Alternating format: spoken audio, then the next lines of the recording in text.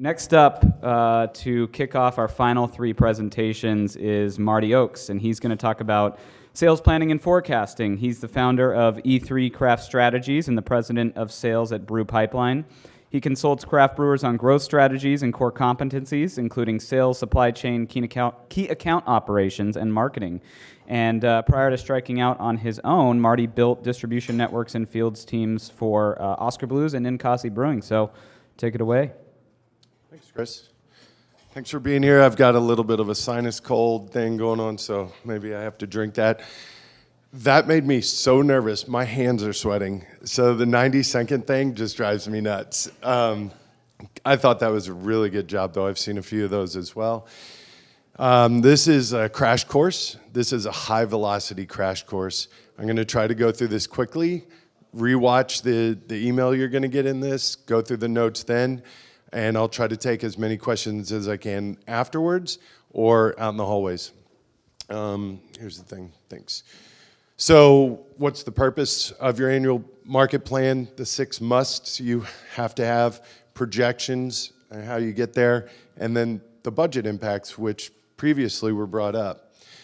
You have to have a base. You have to have these 6 things. Your annual market plan is not a presentation. So all the new groups that just gave it the deal, you're not going to your distributor with a presentation. You need a living document. It should be updated. It should be something you refer to quarterly. Your core principles are made up of these things. You're telling a story. So Fred was talking about the story. They're made up of these 3 things. You have to have that. If you don't think Kim Jordan is still telling a story about New Belgium, you're wrong. It's not about the liquid all the time. There are very few beers that are selling their liquid. Ale Song in Oregon, they win off of their liquid. They don't need to tell a story, but they're very niche and small. Everybody else has to have the story. And you have to tell your distributor what your core purpose is, who you are, your values that you're going to stick to, and what that message is. So, all the new people here, who's your number one customer? Who are you trying to sell to? Thank you. God, I was going to call on Caleb because he should know. But yeah, your distributor is your number one customer, not Bob, who comes into the tap room 3 times a week. Your distributor sells tens of thousands of more dollars than your number one customer at the tap room will. So you need a value proposition to them. What are you doing for your distributor? So here's some examples. You know, the basic one is at the bottom. You go to your distributor and you're telling them, look, I fill a niche in your portfolio. That's what I'm coming to. So when you choose a distributor, you have to figure out that you are filling that niche. You're just not another brand in there, or you're going to get buried. So, you know, does anybody have a value proposition? Of course, all the people that just came up here gave us a really good value proposition, but has anybody been going to their distributor with a really good value proposition you want to shout out? No? Well, then think about it. So some of your pitches were really good. Your value proposition is in there, and that's what you need to go to your distributors with. So you also need to go in your annual market plan with some sort of review. I see way too many that delve in these really deep dives into data. You don't need to do that. I stick to just 2 things here. I go to the brand in my overall footprint, the universe, and then what they're like in the distributor. So these are simple pie charts, but what this represents is, if this is my world, this is what I sell, IPA, Stout, and Pilsner, and something else, this is what it looks like in my whole world. And then Mr. Distributor, Mrs. Distributor, this is what you're selling, and they're very similar. That's good. That means I'm happy with this split. You got to assume that you're happy with this. Your CFO is happy. You're making your returns. And if they're very similar, that's good. If they're very different, why? And I had an example like that when I came to California and then opened up Ninkasi. Mine didn't look like this. And we had to look why. Was it the education? Was it the execution? Or was it the market? The market told me it was okay to look different because we answered the other 2 questions. Then I do that with package. So kegs, you know, half barrels, 6 barrels, and then 6 packs cases or whatever you sell. And same thing, I look at, here's my whole footprint, and here's the distributor. Are they similar? Are they healthy? A lot of the times they didn't look like this. When I'm a young brand, I'm starting out, I want a lot of draft. I want it to look like this much draft. And if it wasn't like that, I usually blamed the distributor, not blame them, saying, hey, you're doing a bad job. I said, we didn't execute the plan. So we had to get to the plan to get draft out first. So before I get to the projections and the plan, you still have to tell them, what are you going to sell? You have to have a page that says what's on the menu. Now, this is a little tough to see. That's why you're going to look at this later. But here's my menu. Here's the beers. Here's the packages they come in. When is it available? And keep it really simple. Most distributors that I know of now are telling their brands, give me 5 or 4. I'm not looking at anything after that. Those will be rotational brands. So if you're planning to come to a distributor with, oh, I have 8 wonderful beers, they're probably not going to take them. So you need to get it really simplified. And you're probably going to need some sort of pricing promotion calendar that goes along with this. Then you need to support it. So now you've shown them, hey, here's who I am, here's my brand message, here's what's going out into the market. We've looked at what we did last year. Now, here's how I'm going to support it. Again, this is an eye chart, but what I'm trying to do, and Bud Miller Coors does this, is they align as many actions as possible on top of each other. So I want to start with my incentives. I really hate incentives. I don't want to give away gross margin, but it's part of the industry. So when are we going to do incentives? And let's say we do something in May for our brands to get a pulse. Well, I put that out there in a certain month, let's say in February, and I want to see how many of these things I can support in line with those incentives. Am I doing something to engage my distributor at that point? Maybe some sort of VIP party? Throwing a barbecue, just going to their offices, showing up, doing things for them. Do you have other support mechanisms in the channel? Are you going out doing sampling? Do you have brand support or an event that go on during that time, sponsorships? And are you doing other discounts or cross promotions? If you can vertically align as many programs as possible, you're going to see a big push, and you'll get a lot more out of your value than just trying to discount your brands. So here's projections. And this is the crux of really what you want to get to with your distributor, but they're really hard. It used to be simple. Just keep it simple. Points of distribution times my average rate of sale would give you your volume. It was super simple. All I wanted was points of distribution. I'd go to each distributor and say, here's my brand, you know who I am, you know what the criteria is. I don't need, out of the 1,600 accounts that are in your market, I don't need 1,600. I need 500. And out of those 500, where am I going to go in a priority during the year? So that's my points of distribution. And I had a basic rate of sale. No matter what market I was in, I could tell what that rate of sale would be. And therefore, I could go back with the volume, which created my budget, which I could go to production and procurement, and they could buy all the right stuff at the best prices. And what we talked about earlier in this is for every dollar you save, it's $4 I don't have to sell. That's a general rule. So you want to be really efficient. But there's variables that you got to think about in your projections now.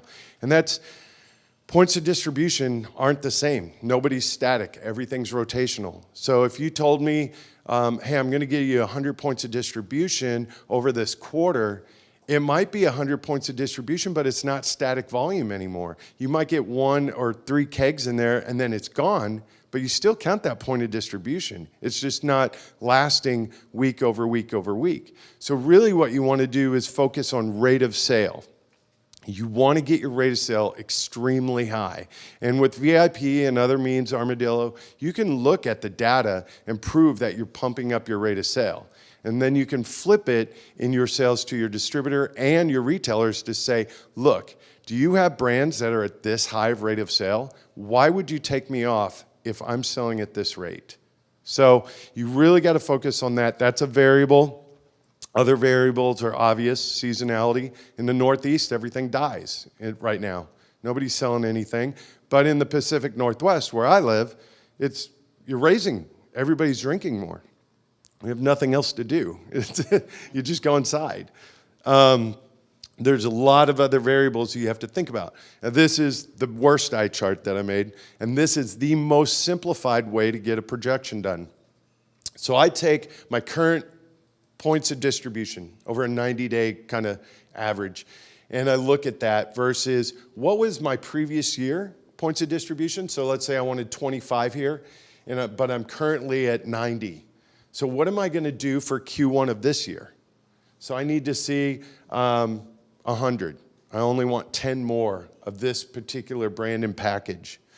And then you do that throughout the quarters and you add them up. So you have a total goal, and then you put your current rate of sale in there. And this is what most breweries do not do when you're speaking to your distributor. What's important to them? They don't care about your volume. They don't care about anything other than their gross profit. So be sure to put the estimated profit of what they're going to make for your brand by package. That's what they want to see. That's what every chain buyer asks for. So treat your buyers and your distributors the same. Make sure you get that information in there. And then you can put the estimated gross profit. So you've got to break this out in a simple way. My projections map is way more complicated than this. So you can add algorithms and variations to this, but start simple, and then as you grow and you have a little bit more, let's say, leeway with your distributor, you can add to this. But you have to have some sort of roadmap that tracks, and this is what I mean by a living document. This is what you're tracking throughout the year to see where you're going with your projections. It is not acceptable for you to go into a meeting and tell your distributor to say, I want to grow by 20%. Do not ever do that. Do not ever sit down with some made-up number. You have to go through this to figure out what your points of distribution are, what your rate of sale is, and then show them data that says this is how we're going to grow. You should know the market enough to make that point. It's a scientific equation. It is not made up. So any of you that are going to your distributor, like, yeah, I think we can get 20% growth this year. How did you make that up? Never do that again. So your budget impacts, think about the negative impacts. Great, you want to grow by 20%. You've shown me the data. I think you can do it. You've shown me the support mechanisms, but that support mechanism relies a lot on pricing, and you've taken discounts. So you've done these programming pulses. Well, that's a massive negative impact if you don't make up the volume. So that gross profit return is much lower. So think about that impact. Seasonality again, things go up and down. It's not a static line throughout the year. It's a bell curve. The rotation of draft is something, and now we're seeing shelf space starting to rotate. More and more chains are looking at rotational spaces, and that's actually what I'm working on in my other project. Package splits. Make sure your CFO is working with you to look at what do you make on draft, what do you make in cans or bottles, and focus on what brings you that gross profit. We made a lot more money on draft. So I push draft all the time. I want draft. But it's very hard to sell draft. It takes a lot more time to manage. So if I can make up the volume and profit in package, I would. And then the shipping cost. Somebody's paying for that shipping, and if you have your cooperage. So if I'm pushing draft, but I own my own cooperage, I'm going further and further away, I'm losing money because I'm not filling that keg as many times. So you have to think of all these impacts in your projections in your annual market plan. But there are positive impacts. You better be getting cents per case or some sort of investment from your distributor. So the more volume you are putting out into the market, hopefully they're investing more into your brand. And programming does help. So you can do it in a way that you get gross profit returns. Be creative, be innovative. Don't just go for the slashing of the price. Plan to execute. Without a really good plan, a market plan, you're not efficient, you're not effective, and trust me, you can ask Steve, he's coming up next. He used to be a sales director at a very large brewery, and now he's at a very large distributor. Anybody who presents him something, he throws it away. And that is not a secret for any distributor. If you don't have a living document, it's a PowerPoint, it's thrown away. They'll never look at it again. So plan, make sure it's effective, it's efficient, and it's a living document. And then get the market response to that data in your projections and update it. Every quarter, I sat down with my sales director. We looked at our plan versus reality, where we were at, and we adjusted to it. And it was that simple. And it was, the three things I go off of is it's either education. I did my job to educate you. I told the story. I went to the retailers and the consumers. Or execution. The distributor went from point A to point B and delivered my product. Or the market told us that it didn't really want those things that we were going after, and I can adjust. So if you can control A and B, which is education and execution, then the market will tell you the outcome. And that's the equation you really want to get to. So that's it. I did it in 15 minutes. I said I'd get it done. So hopefully it leaves a lot of questions.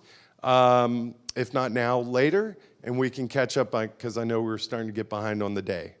So. Round of applause for Marty. Anybody? I appreciate you leaving so much time for me to fill here with questions. No, I thought we were behind a little bit. Oh, okay. Yeah. Does anyone have, first and foremost, does anyone have any questions for Marty? This is your opportunity to pick his brain. Just raise your hand, shout it out.